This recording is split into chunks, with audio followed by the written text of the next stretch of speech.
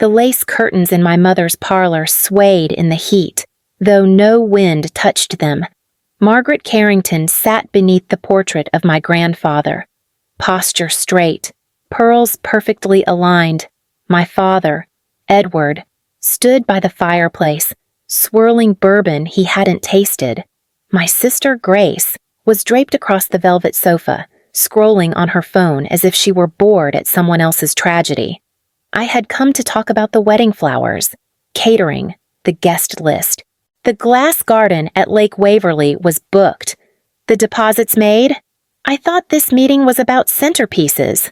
Margaret didn't look up when she spoke. Her tone was cool, smooth, and absolute. We're not funding this circus. The words dropped like stones.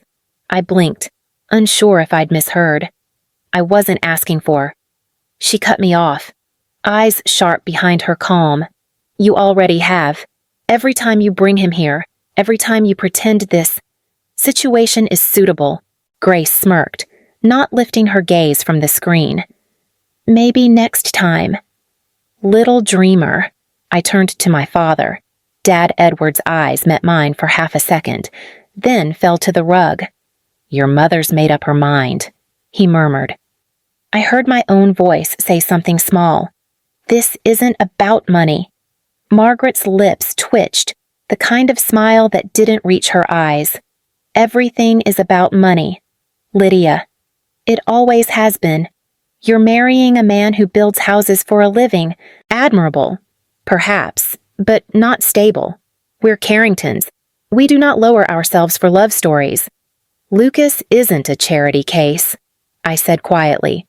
She arched a brow. He restores homes, old ones, falling apart. Rather fitting. Don't you think Grace laughed under her breath? So poetic. The air in the room thinned. I felt heat behind my eyes, but refused to let it show. You offered to help, I said.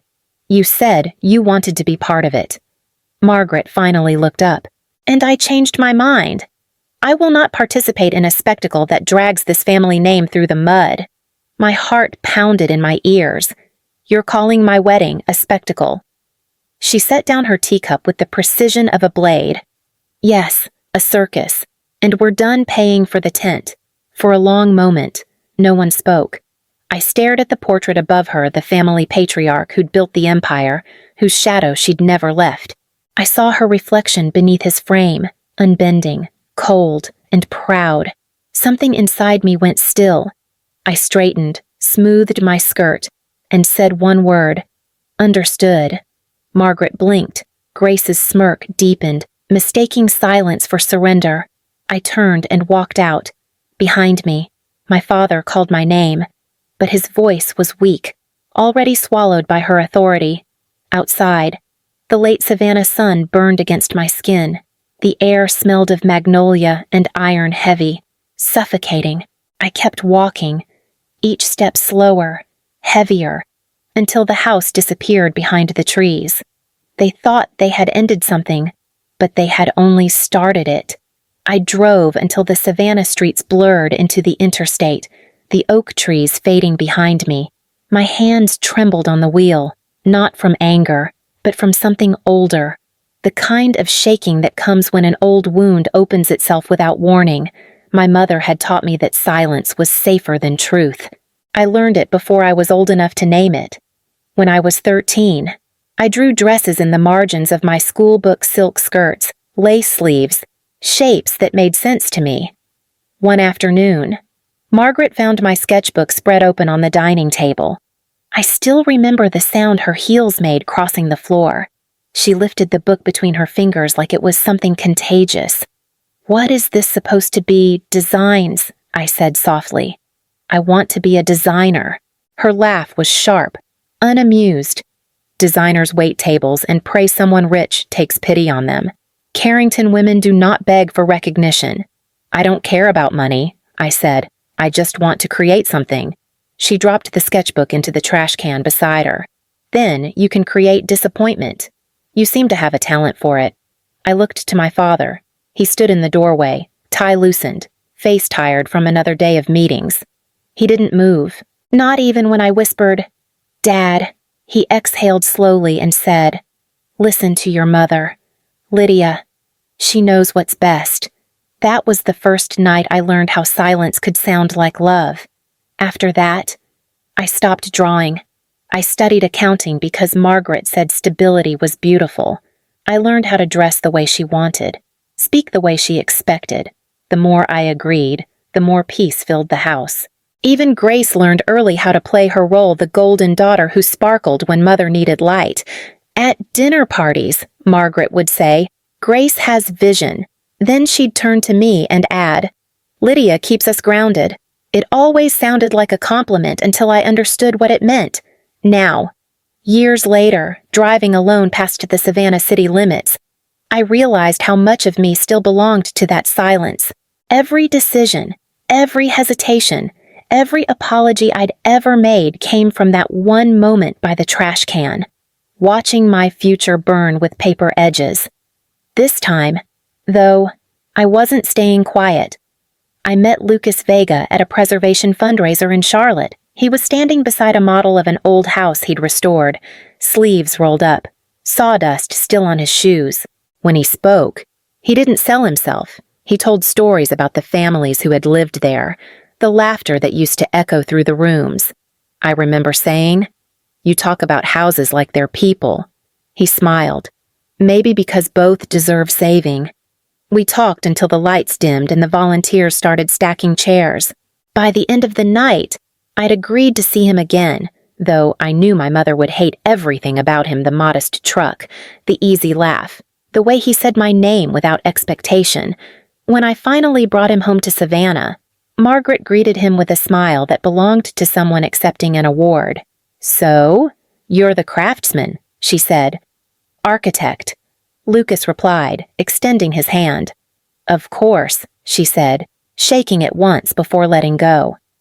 How admirable. Edward's handshake followed hers, polite but distracted.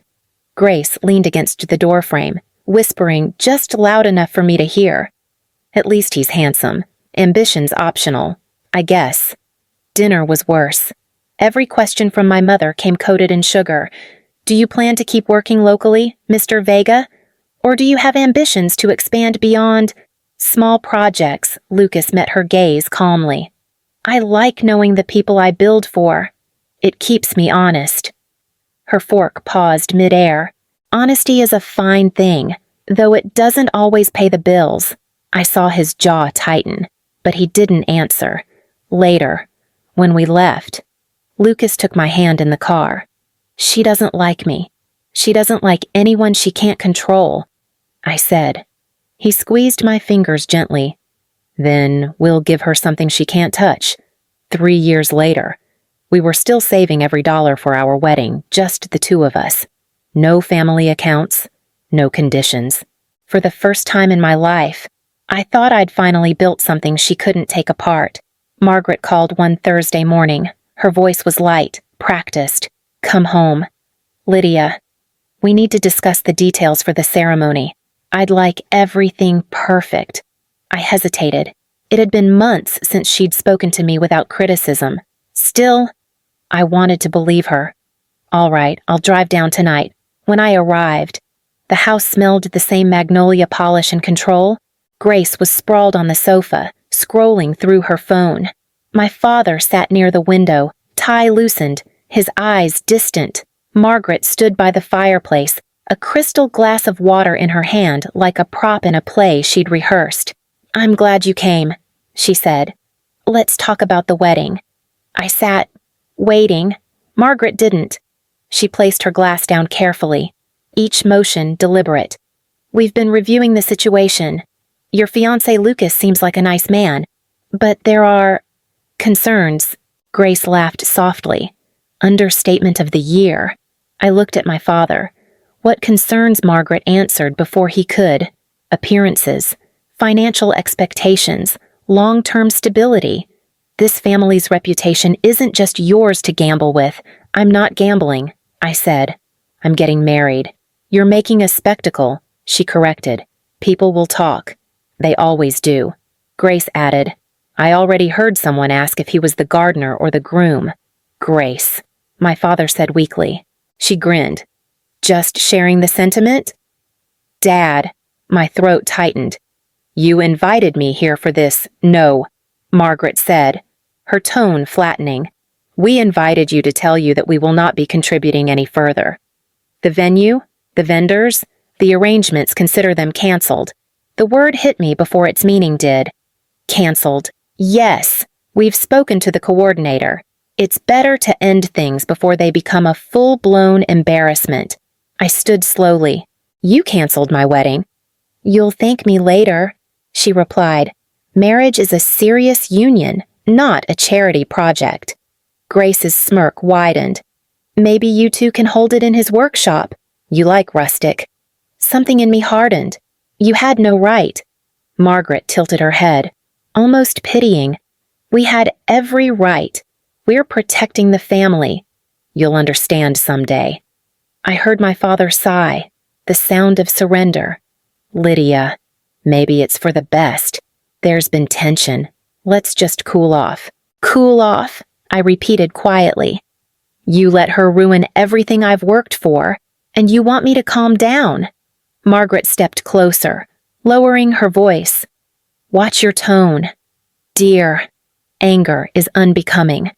I stared at her, the perfect hair, the steady eyes, the calm that only cruelty can maintain. Understood, I said. Her brows lifted. Excuse me, I said understood. Grace snorted. So that's it, you're just giving up. I turned toward the door. You'll find out soon enough what that means. The front door closed behind me with a hollow echo. My hands were shaking, but not from fear. I could still hear my mother's words following me into the night, cold, deliberate, final. We're not funding this circus. For the first time in my life, I realized she was right. There would be no circus. Not anymore. The drive back to Charlotte felt longer than usual. My phone buzzed with Lucas's calls, but I couldn't speak yet. When I reached our apartment, the silence felt heavier than the argument I'd just left behind. Lucas was waiting in the doorway. You're shaking, he said quietly. They canceled it. I managed. The whole thing. The venue. The florist, everything. His eyes widened. They can't do that. They already did. He ran a hand through his hair. Let me talk to them. No, I said. This time, it's mine to handle. He hesitated, studying my face. Then, let's start with what we know. We sat at the kitchen table. Contracts spread between us. My fingers traced the embossed letters of the glass garden at Lake Waverly. Everything was in my name. Every deposit. Every check. Lucas pointed to the last line. Look here, the signature. I leaned closer. My stomach turned. It looked like my handwriting, but off. Rushed. Uneven. That's not mine. He frowned. They forged it. I reached for my phone. Heart hammering. The coordinator answered on the second ring. Miss Carrington, she said gently. I'm sorry for the confusion, but we received your signed cancellation notice yesterday morning. Your mother delivered it herself. My mother. Yes. She said you'd decided to postpone the wedding. We processed the refund to the original account. What account? There was a pause. The Carrington Family Trust. Same as the initial payment. I ended the call slowly. Lucas watched me. What does that mean? It means they used their money to cancel what I paid for, I said. And they made sure it looked like I agreed. The room spun for a second. I grabbed the edge of the table to steady myself. Lucas's voice was calm, but his jaw was tight. This isn't a misunderstanding anymore. I know. He took my hand. You can't let them bury this. Promise me. I nodded. I won't. Later that night, I gathered every document into a box, contracts, receipts, bank statements. Beneath them, I placed my old sketchbook, the one my mother had thrown away years ago. The pages were bent, the edges torn, but the lines were still there. I looked at my signature beside the forgery, both versions of me staring back. One was the daughter who obeyed. The other was the woman who was done being erased. The next morning, I walked into the law office of Harriet Monroe, a woman known in Charlotte's legal circles for her precision and calm. She looked up from a stack of files as I entered. "Lydia Carrington," she said. "It's been a while. Sit down and tell me what happened." Her tone wasn't warm, but it wasn't unkind either. I told her everything my mother's call, the cancellation, the forged signature, the transfer of funds. I slid the documents across her desk. Harriet adjusted her glasses, scanning each page with the kind of silence that carries weight. She tapped her pen once. "This signature," she said finally, "is not yours." "I know," I replied, "but it's close enough to pass." "Not in court," she said. "If your mother delivered this in person, she assumed authority she didn't have. That's forgery and misappropriation of funds." I exhaled slowly. "They'll say it was a misunderstanding. They always do." Harriet's mouth curved into something between a smile and a warning. "Then we'll make it impossible to misunderstand."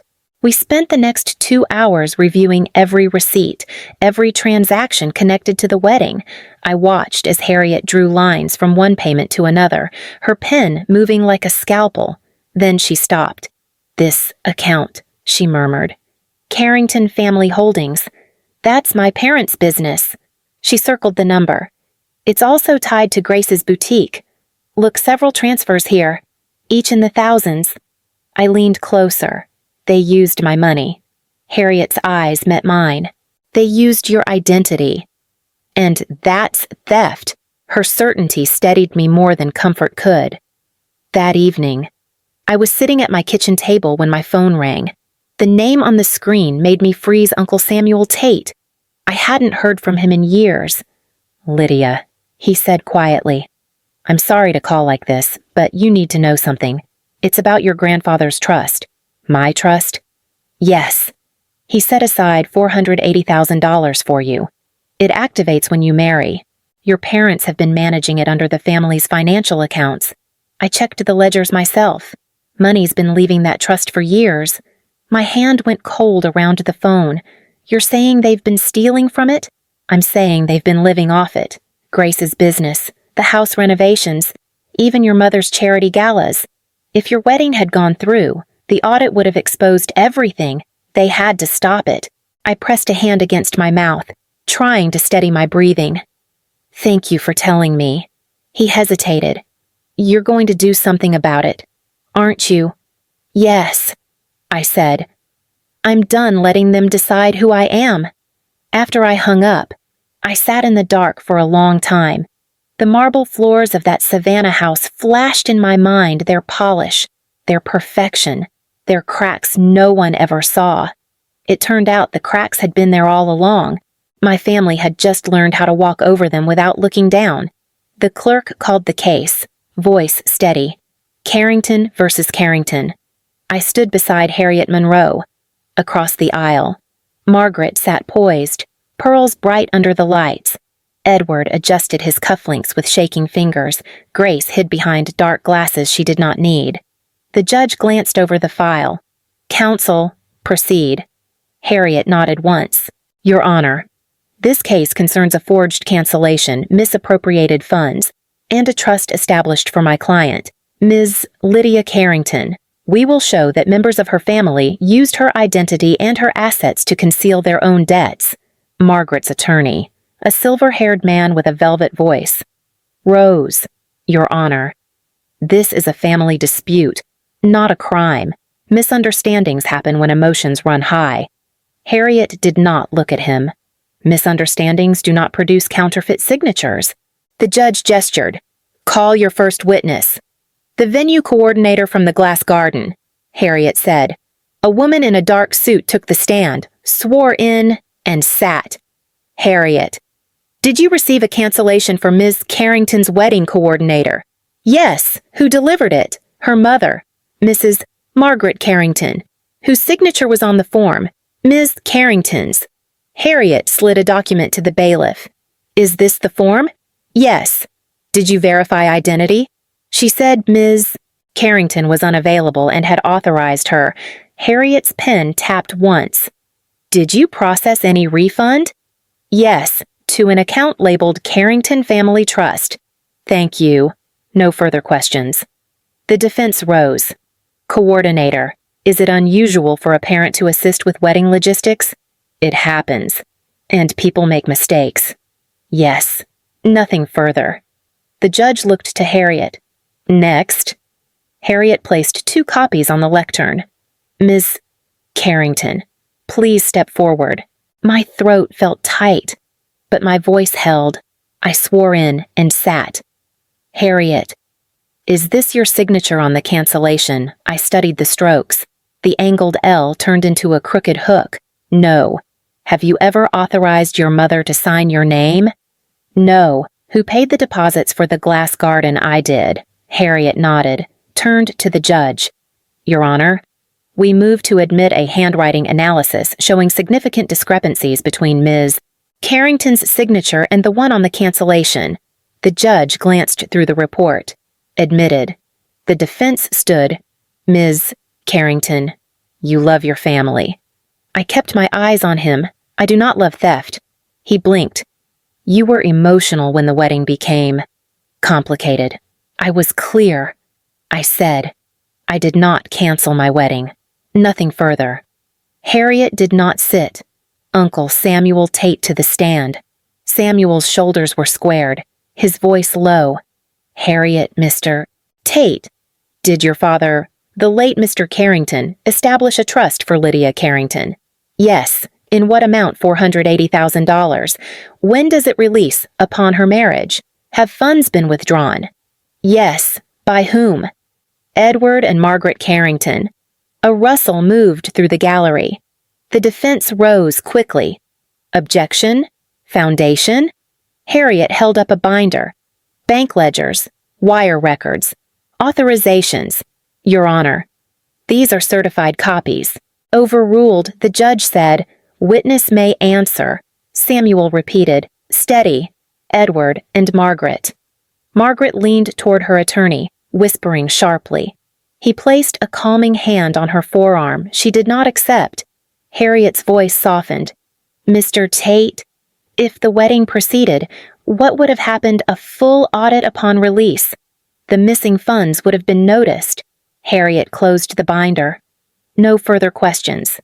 The defense approached. Mr. Tate, families share resources. Samuel did not flinch. Families do not forge signatures. The defense smiled thinly. You and Mrs. Carrington have disagreed for years. We have disagreed about truth. Samuel said, that is correct. Nothing further. Harriet called Grace next. Grace removed her glasses, eyes rimmed red but dry. She swore in, Harriet, Ms. Carrington, does your boutique, Grace and Linen, receive funding from Carrington Family Holdings? Yes. Did you know those funds included money from your sister's trust? Silence filled the room before she answered. I did not ask. Harriet lifted an invoice. Your renovation bill lists Lydia's trust account number. Grace stared at the page. Mother handled the transfers. Did you refuse them? No. Did you ask permission from the beneficiary? Her voice came out small. No. Margaret stood. She does not need permission to support her family. The judge's gavel cracked once. Mrs. Carrington, you will remain seated. Harriet turned. Mrs. Carrington, would you like to testify? Margaret took the stand. Chin high. Harriet, did you deliver the cancellation to the glass garden? I did. Did you sign your daughter's name? I completed an administrative task. Did you authorize refunds to the family trust? I corrected a bookkeeping error. Did you use funds from your daughter's trust? I used what was necessary to stabilize our obligations. Harriet's tone stayed even. Obligations such as your daughter Grace's boutique and your home renovations? Margaret's smile thinned. We protect our legacy. Harriet stepped closer. By erasing your child's future. Margaret's eyes flashed. By preventing her from throwing it away. On a man you disapprove of. On a life beneath her. I met my mother's gaze. You taught me silence. I am done with it. The defense rose again, smoothing his tie. Your Honor, this is a regrettable family quarrel. My clients acted in good faith. The judge looked from face to face, then down at the ledger. When he spoke, his voice carried no heat, only decision. This court finds for the plaintiff. All funds removed from the trust will be returned in full. Additional damages in the amount of $85,000 for fraud and emotional distress are awarded to Ms. Carrington. The forged cancellation is void. Margaret's breath caught. Edward closed his eyes. Grace let the invoice slip from her hand and flutter to the floor. Harriet's hand rested lightly on my arm. "It is done," she said. I did not smile. I nodded once, stood, and walked past my family without stopping. The glass garden at Lake Waverly shimmered beneath soft light, the glass walls catching the sunset like water. There were no crowds, no photographers, no mother straightening my veil.